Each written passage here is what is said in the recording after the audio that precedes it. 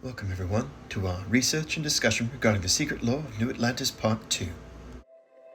If you've not completed the Starfield main questline, I would urge you to please stop watching now and revisit us when you have done so. However, if you are fine with proceeding further with spoilers, then proceed onward as we... Oh, is it okay for me to sit in? Well, it seems we have a surprise guest here, but a welcome one. Hello, Stache. Hey, boss. Just thought I'd sit in and comment here and there where I can with what I know. Well, it is discussion, so, can't just really do it by itself, one's own thoughts. Yeah, more of a monologue if you do it that way. Precisely. The last time we visited you, we spoke of what we believe is a connection of the Pilgrims' involvement in the creation of New Atlantis. Right. It is not lost on us how many feel regarding this stretch. Let us first point out what led us down this path by highlighting a few pieces of information. The core focus of your missions with Constellation are recovery of pieces of an armillary. The ultimate goal being achieving communion with the Unity, figuring out what it is. I suppose we should probably define what the Unity is. Right. The Unity is the center of all realities. All possible realities all exist in this centralized location. An armillary is a sphere in an astronomical instrument that models celestial objects using the framework of rings surrounding a centralized sphere. And the rings represent longitude and latitude. This is the part where you bring up pi, isn't it? Skip! You okay there? I'll be fine. What is pi? But a method for calculating the circle's circumference to its diameter, which can be calculated by dividing the distance around it and the distance across it. Kinda see what you're saying, but it doesn't really correlate to three-dimensional space, does it? Wrong. If you needed to find the length of one of the circular rings, such as say an equatorial ring, you'd use pi in that calculation. So pi would be used in calculating the area of the circle if you wanted to identify an area of one of the ring surfaces. But what does this have to do with the Unity? I'm glad you asked. Gathering all the armillary pieces allows you to reach the Unity, the center of all points, right? Okay. What if each piece of the armillary led you to a map location? What if you looked at it like it was a star chart? Would that change anything?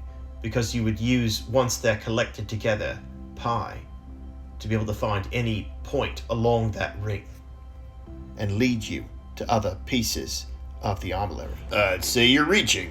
Not only am I going to prove it by showing it to you, but what we plan to discuss here is the Pilgrim's history and connection to these truths of the Unity, his past, his connection to the city of New Atlantis, and a few occurrences that support the statement that New Atlantis is a physical map leading to the Hyla system. That, sir, is a bold claim.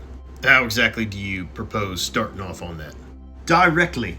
We're going to dissect the writings the Pilgrim left behind on Indum 2. Conveniently left behind? Well, yes, conveniently left behind on his journey and evolution from a hardened and contemptible Starborn to the more gentle man that we know today, and quite possibly how far back in time the influence of the Pilgrim might actually be.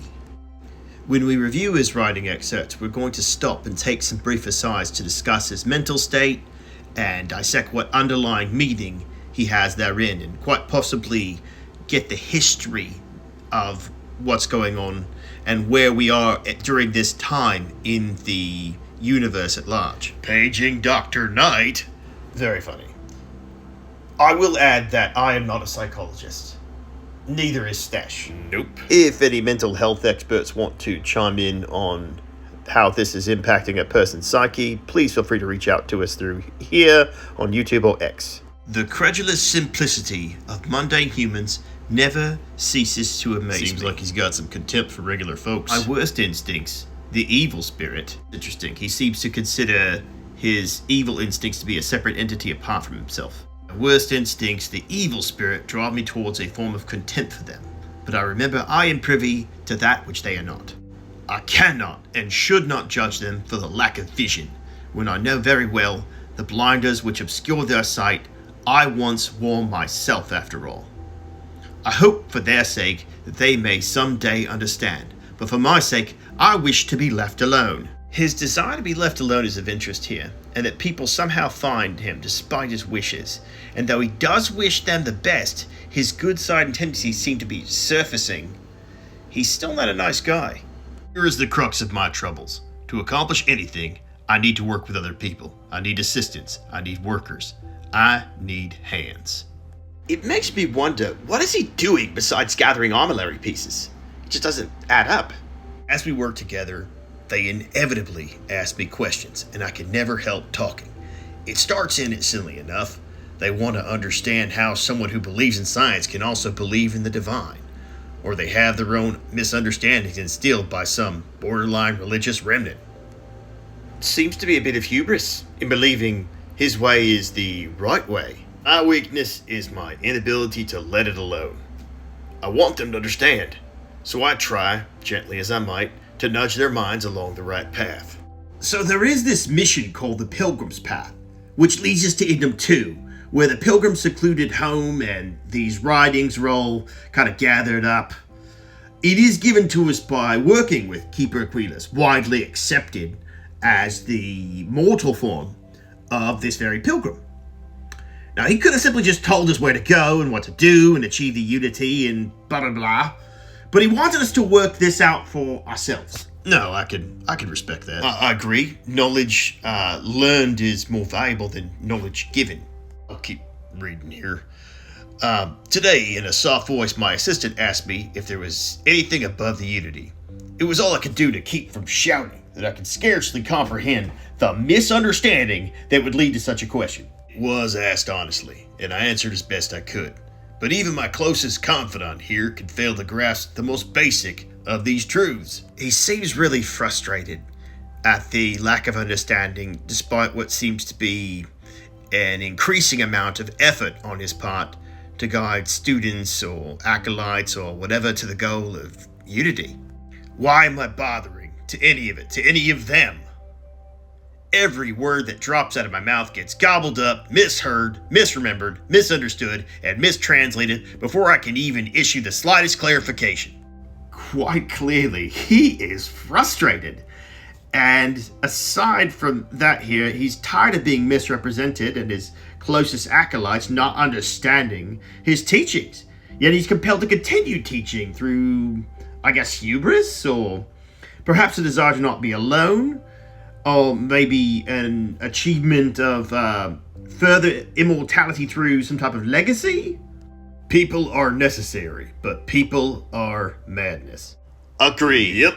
Can't live with them, can't live without them. I attempted to withdraw, to go off alone, to commune with the unity in my own way. They followed. Of course they followed. He went to the unity but had acolytes, students, parishioners that followed him. Could it be this mass of Starborn or Legion, Cadre, whatever you wish to call them, that we face often, are indeed the same acolytes from this church or whatever it was that he created, whatever it was he was building? Could it be them? Well, it's certainly an interesting theory. At last, a bit of peace.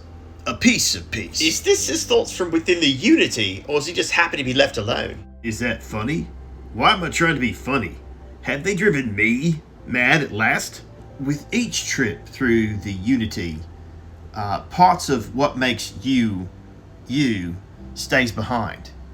And he is blaming others, which I find interesting, but also he's lived many lives and seems to be blaming his madness on others. For an enlightened, he seems not to understand that possibly his cure for his predicament is worse than the disease. Is there any difference between writing to myself and talking to myself? The former certainly seems to be more acceptable than the latter. I recall again that my mind is my own, and that even if only it exists, that is sufficient for me to believe in everything else. That sounds like a very confusing way of saying I think, therefore I am. Unity has restored me once more. This time, I act alone, for now. Interesting, and potentially dark. It would seem that he may have possibly taken his own life. because he was wrapped up in the affairs of regular folk, and reassembling himself over time, he left the Unity and joined the world alone? You are so doom and gloom. He probably just ran away. I'm just saying there's two ways to reach the Unity when you're a Starborn, and one of them is through death. Whatever you say, Mr. Poe. Myself is a formidable opponent. Well, that's interesting. Should not have expected as much, but vanity is, thankfully, not among my vices. It's starting to look just a teensy-weensy bit like Michael was right, isn't it? So do we think like the Pilgrim and maybe his alter ego from another universe, that counterpart, squared off against him? Or is he acknowledging his own formidable ego as this persona like the Hunter, something like that? Or maybe he took his own life. That is grim, man. Moving on.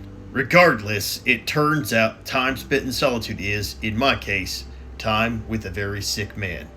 Or whatever it is I've become. I don't like this person.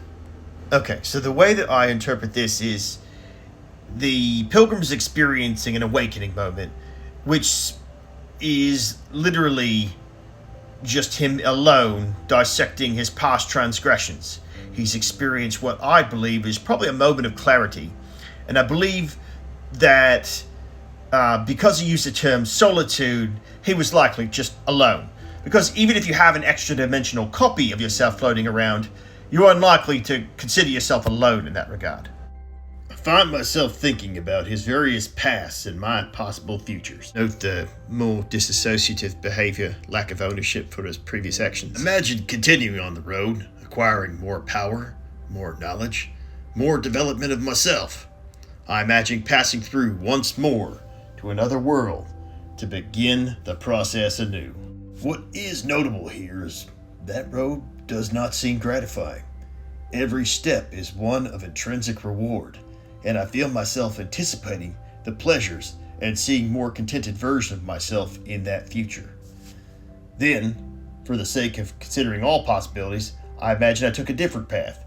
If I stopped running, stopped seeking to gather my own power, if I instead embraced the twinges of compassion I feel in my own heart, and let myself care for people who seem to gather about wherever I try to work. This is to me where the version of the Pilgrim that we think is the good person really emerges. He's learning to, through this iteration, allows him to love not only himself but others, and is trying to love them for who they are, the flawed and short-sighted people that he initially perceived them to be. I'm going to reread that part over because it seems like it kind of interrupted in a weird part. So, let myself care for the people who seem to gather about me wherever I try to work. If I simply lived and taught and perhaps brought others to the light and died, the road seems gratifying. I also see a contented version of myself in that future. I think what's happening here is he's begun to learn that there is a beauty in creation and in building, and that it's far more powerful than destroying. That, and it's just more powerful than selfishness. Agreed.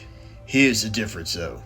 When I stop thinking about the glories I could achieve for myself, the pleasure fades nearly immediately. When I stop thinking about staying and building something, the feeling endures. There is something more sustaining about it, more fulfilling. This entry is probably my favorite just because the Pilgrim actually shows the complete return to his humanity. I don't know what the correct answer is. I might never. Increasingly, though, I am comfortable with not knowing. The more I reflect on being here, in this world, in this time, the more I think it's precisely where I need to be. There's something powerful about purpose and change in purpose, alongside not knowing what comes next, that makes you very human. And it seems like he broke the cycle, or possibly his loop of gathering armillaries, effectively making him potentially a being of immense power, but also means that he doesn't know what comes next. so fully mortal. Maybe, kinda doubt it. I'd like to think that maybe it's made him the most human he's been in a very long time. This time will be different. It won't be about me, so I won't have to run. I can actually build something with intent instead of scrambling to fix something that others create in my name. This I find to be exceedingly of interest, as he's referring to followers. We know he's already built one following, and this leads us to believe that our previous musings regarding his followers, including his closest confidants, having lost their way or misinterpreted his purpose. It sounds like it's happened many times, and if we look at the literal history conveyed in the papers around his shack, we can see that it goes far into Earth's past. This is interesting here because it says the inscription next to this coffin is human, maybe, mimicking the symbols they thought would bring them to unity in the afterlife. What have I done? Well, they look like ancient sarcophagi. So how far in the past does it go? We have images from the Victorian era, depictions of French musketeers with the Starborn symbol upon them, and going even further back to primitive times where people have aboriginal tattoos and shields with the Starborn symbol upon them. I'm gonna read that part over, so I can actually build something with intent instead of scrambling to fix something that others create in my name. It can be something beneficial. I can be something beneficial. I'm leaving behind that other person. The world has no place for him. Let him die. Let me live to enlighten the blessed universe before me.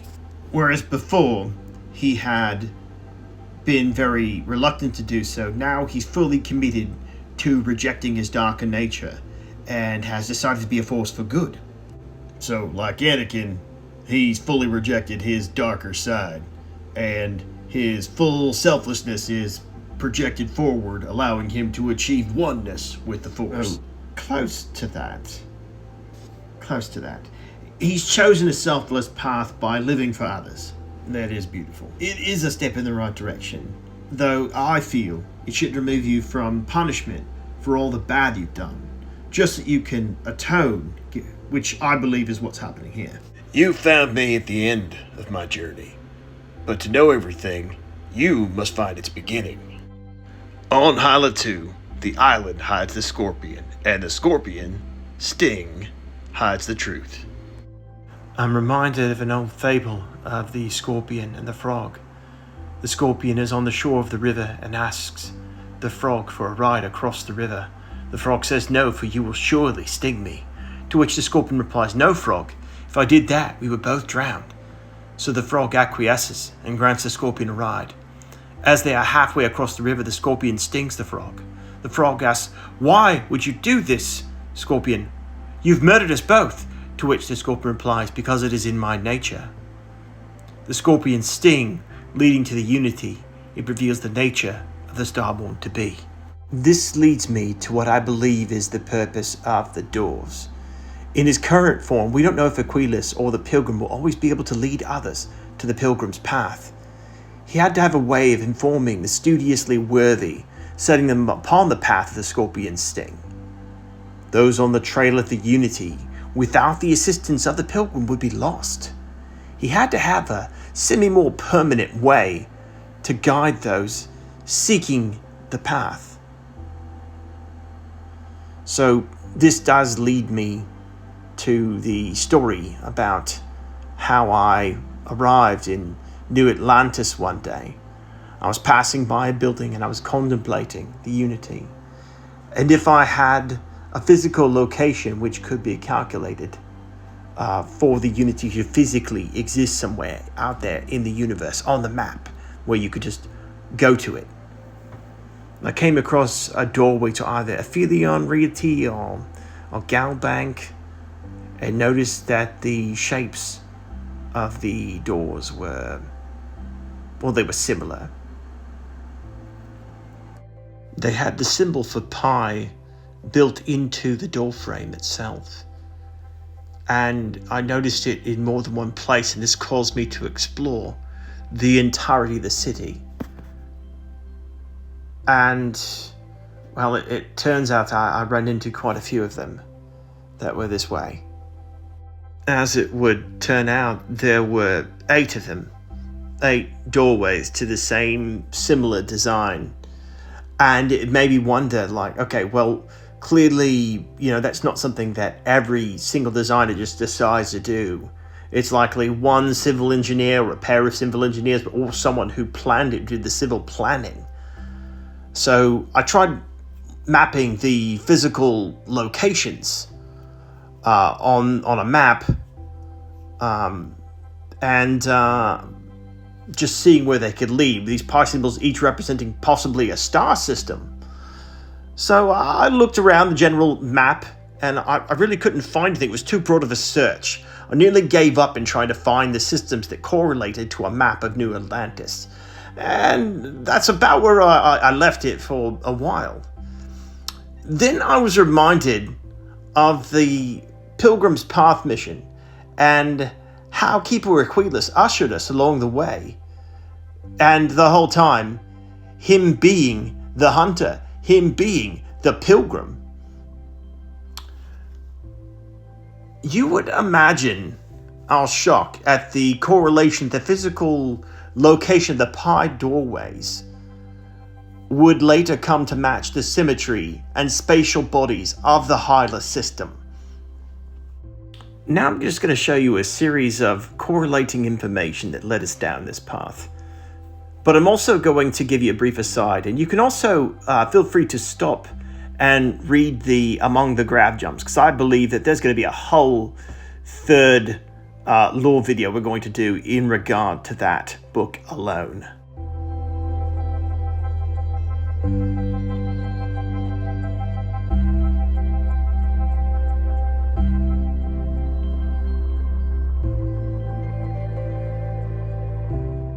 If you look at the emblem for the Sanctum Universum, it is 9 rings and then a central icon in the center.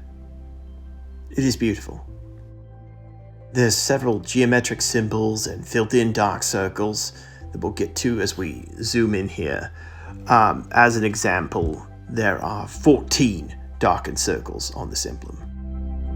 Now we're going to look at the Hyla system itself. As you can see, there are 8 planets, 9 spatial bodies if you include the sun, and there are 14 moons. They seem to correlate with that emblem for the Sanctum Universum. And it is from here that we return to Indum 2, to Pilgrim's Rest, because I feel it's important that we go over a few details that are in Pilgrim's Rest, because we came to some very, very incredible conclusions from there. I'm gonna put this out there. It is weird, right, that there's this book here sitting out and all this dirt everywhere, and it's perfectly clean. Pretty much all the books are like that. That's weird. Let's walk along the home of the pilgrim here in the solitude of Pilgrim's Rest on Indum 2, and there are a few correlatives and theories I have regarding the armillary pieces, the temple, and their connection to unity. Well, what is that first theory you got there? I believe the temples where one acquires new powers or strengthen their powers are a sort of cosmic port where you can plug in and update your unity alignment. What makes you think that? So we've established that the emblem for the Sanctum Universum is basically a map, just like the way that Atlantis is. So when we look at the actual symbols that are used on the mapping itself, and we correlate them up close and personal with the symbols that are used for all of the glyphs that describe your Starborn powers that you receive from the temples, and you look at them up close, you can see that they are the same symbols. So gathering one armillary piece can effectively give you the location of another temple or armillary location, but that's crazy. You need an infinite amount of time to be able to decipher that. Yes, of course, you're right, but when you become Starborn, which you start to become one when you absorb your first power, you seem to have an infinite amount of time for said calculation. What clinched it for me here was this term he used for it, lunar arcs, which was describing the mapping of a space map. And when you compare it to the first time you acquire a power from a temple.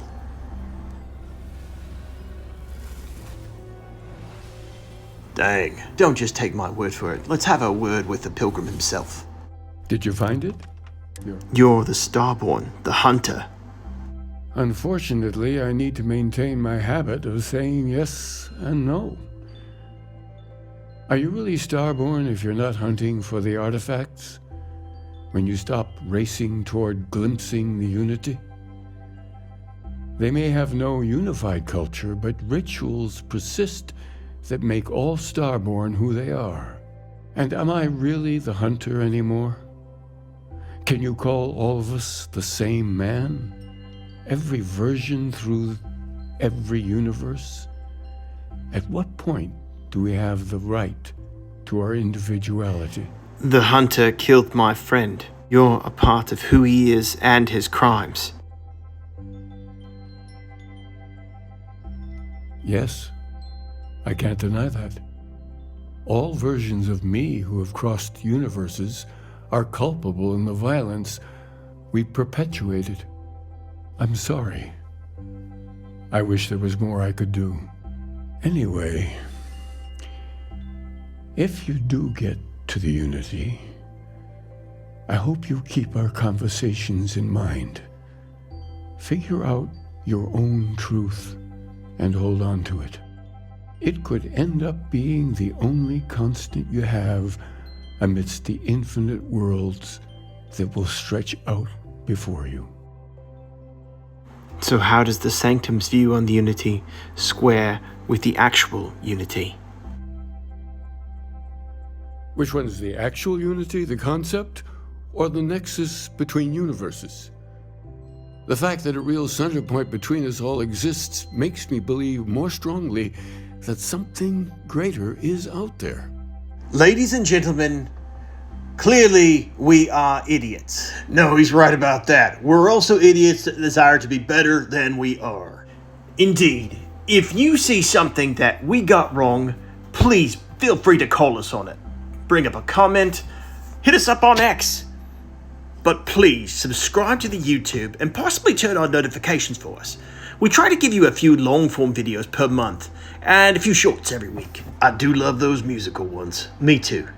From all of us here at the channel, thank you for hearing us out.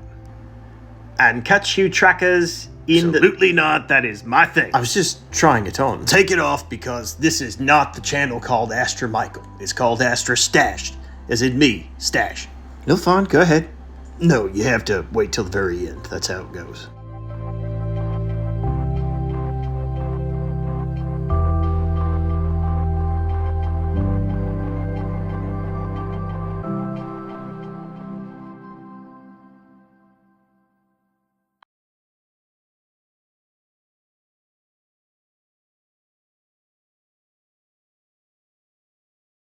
Thank you folks for sticking around this long, and I'll catch you trackers in the Starfield. You're right, I didn't really do that justice, did I? No, that's why the outro is my thing.